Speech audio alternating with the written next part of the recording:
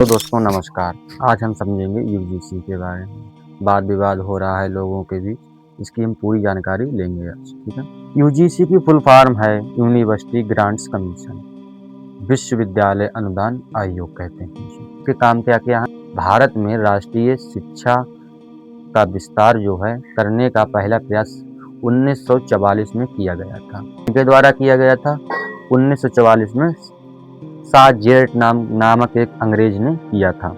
UGC की स्थापना 1956 के अंतर्गत की गई थी। यह केंद्रीय शिक्षा मंत्रालय के अधीन कार्य करता है। यानी जो यूजीसी जो व्यवस्था है, संस्था है, ये किसके अधीन काम करता है? ये केंद्रीय विश्वविद्यालय समिति के नीचे ही काम करता है। यूजीसी में एक अध्यक्ष होता है, एक उपाध्यक्ष होता है और 10 अन्य अधिकारी भी नियुक्त किए जाते हैं। देखो कार्य क्या क्या है यूजीसी के। इसके प्रमुख कार्यों में विश्वविद्यालय को अनुदान आवंटित करना, यानी अनुदान मतलब समझ रहे हो, वजीफा जो है ये यूजीसी ही लागू करवाता है। ठीक है। उच्च शिक्षा सुधारों पर सलाह देना, यानी कि क्या शिक्षा में सुधार किए जाए, यानी उच्च शिक्षा में क्या क्या सुधार किए जाए, इसकी राय भी यूजीसी देता है। किसको देता है? केंद्रीय शिक्षा मंत्रालय को यह जानकारी देता है कि हमारी उच्च शिक्षा एजुकेशन में हमें क्या क्या जरूरत है, कौन कौन सी कमियां हैं जिसे हमें आगे बढ़ाया जाए। जो अभी रिपोर्ट आई है यहाँ पर ये कुछ परिवर्तन किए गए, तो किसकी रिपोर्ट है? यूजीसी। उच्च शिक्षा सुधारों पर सलाह देना और उच्च शिक्षा में गुणवत्ता, यानी कि उच्च शिक्षा में कैसी गुणवत्ता रहेगी, किस क्वालिटी की जो एजुकेशन दी जाएगी, ये कौन तय करता है? यूजीसी तय करता है। यूजीसी का मुख्य उद्देश्य भारत में विश्वविद्यालय और उच्च शिक्षा संस्थानों में शिक्षा की गुणवत्ता और समानता लाना है। ठीक है। यूजीसी का काम क्या है? यानी हमारी जो एजुकेशन हो अच्छी हो, गुणवत्ता पूर्वक हो, ठीक है, और समानता का व्यवहार हो। ठीक है। इसी को देखते हुए ये हमारी कमेटी बनी है। ठीक है, यूजीसी। और मानवीकरण सुनिश्चित करना है। यह आयोग विश्वविद्यालय को अनुदान, यानी अनुदान मतलब ग्रांट्स प्रदान करता है, जिसमें शिक्षण, शोध, अवरंचन और साथ ही यूजीसी यह तय करता है कौन से संस्थान विश्वविद्यालय का दर्जा प्राप्त करने योग्य हैं। यानी कि यह भी यूजीसी यह भी तय करता है कि कौन से संस्थान हैं जिन्हें जो है विश्वविद्यालय का दर्जा दिया जाए या नहीं दिया जाए। ये कौन तय करेगा? यूजीसी तय करेगा। ठीक है। हाल ही के वर्षों में यूजीसी ने राष्ट्रीय शिक्षा नीति 2020, यानी कि 2020 में शिक्षा में सुधार किए थे 2020 में। ठीक है। किसने? यूजीसी ने। क्या क्या सुधार किए थे आइए हम इसके बारे में बताते हैं आपको। पहला इन्होंने ABCID लागू कर दी थी, यानी जो विश्वविद्यालय में आप लोग जो पढ़ते हैं उनसे पूछना, अब ABCID की जरूरत पड़ती है, जो एक बार बनती है सिर्फ, ठीक है, हर एक छात्र की। ऑनलाइन ओपन लर्निंग को बढ़ावा देना, यानी ऑनलाइन जो है आप पढ़ सकते हैं, इसको बढ़ावा देना, ये किसकी देन है? यूजीसी की ही देन है। यूजीसी कोई संस्था खराब नहीं है। लोग यूजीसी का ही पूरा विरोध कर रहे हैं, कमेटी ही खराब। कमेटी नहीं खराब, उसने कुछ नियम खराब बना दी तो खराब हो गई। समझ गए? नहीं समझ गए? और समावेशन से जुड़े नियम, ठीक है, यानी कि कुछ क्या समावेशन करना है, क्या घटाना, ये सब सारा का सारा निर्णय कौन करता है? यूजीसी करता है। ठीक।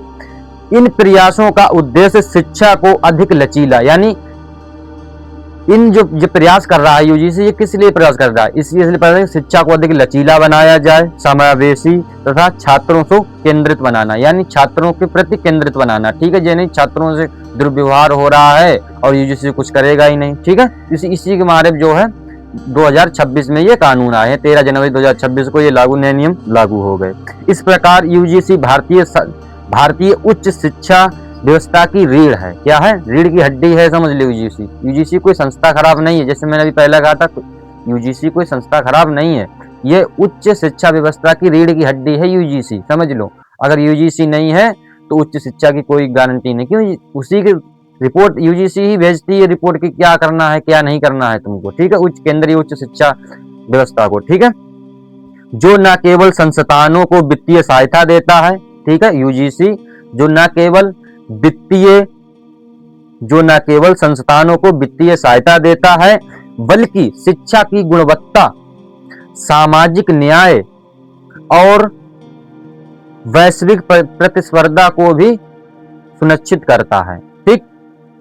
इसके प्रभावी कार्यों से भारत की उच्च शिक्षा प्रणाली में अधिक मजबूत और विश्वसनीय बनाती है। यानी कि इसकी जो है उच्च शिक्षा प्रणाली भारत को अधिक मजबूत और विश्वसनीय बनाती है। यूजीसी की रिपोर्ट ही हम पढ़ रहे हैं, ठीक है। यूजीसी के नए नियम और बदलाव 13 जनवरी 2026 को आए, नए नियम और बदलाव, ठीक है। क्या क्या बदलाव आए इसके बारे में देखते हैं, नए नियम के बदलाव क्या क्या बारे में आए इसके बारे में देखते हैं।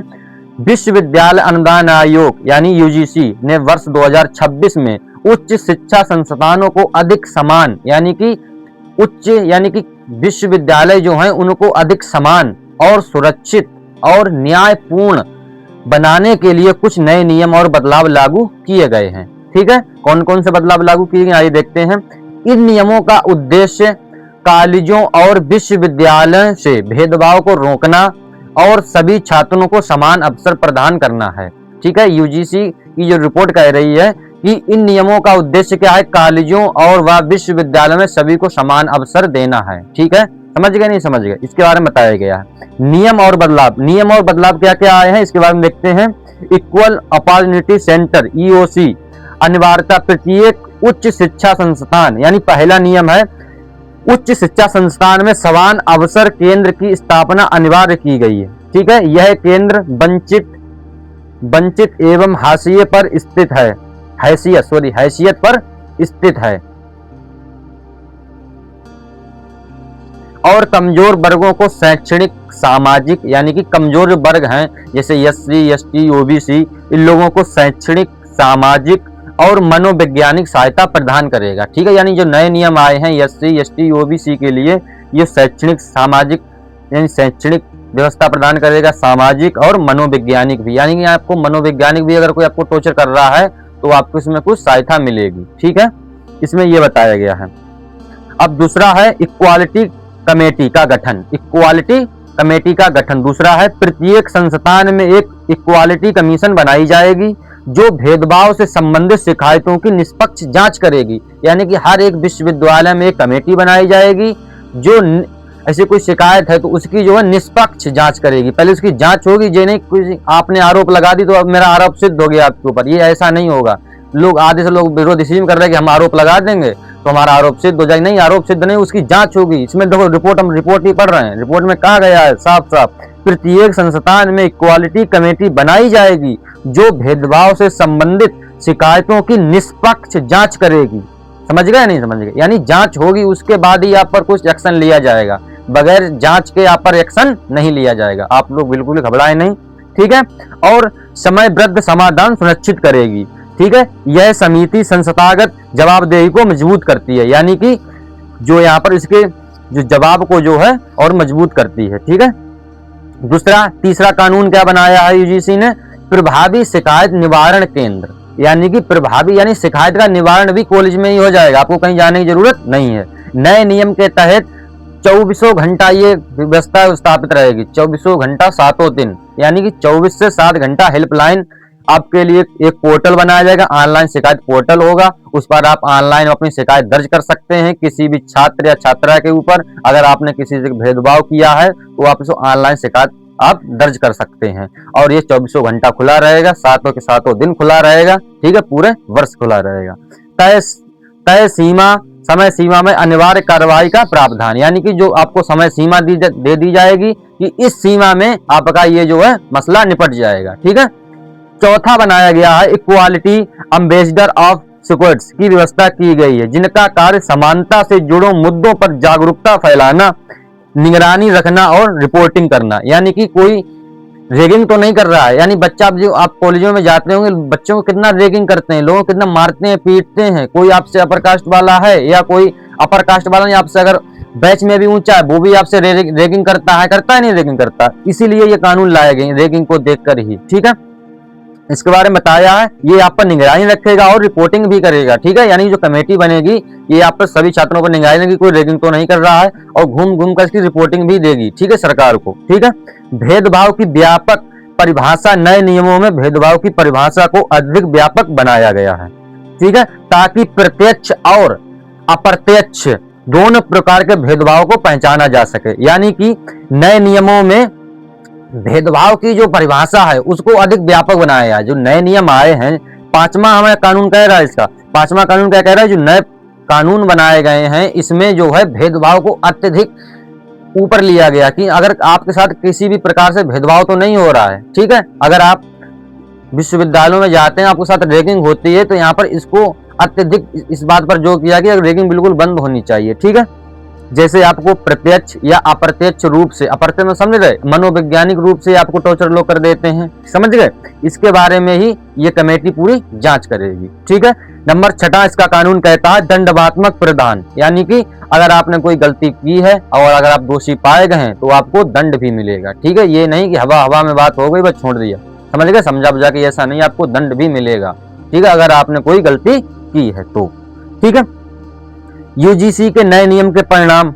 यूजीसी के नए नियम लागू होने से भारतीय उच्च शिक्षा प्रणाली में स्पष्ट बदलाव आए हैं। इन नियमों से न केवल शैक्षणिक योग्यता गुणवत्ता बेहतर होगी, ये आशा की जाती है यूजीसी कह रही है, इन परिणामों से न केवल शैक्षणिक योग्यता बेहतर होगी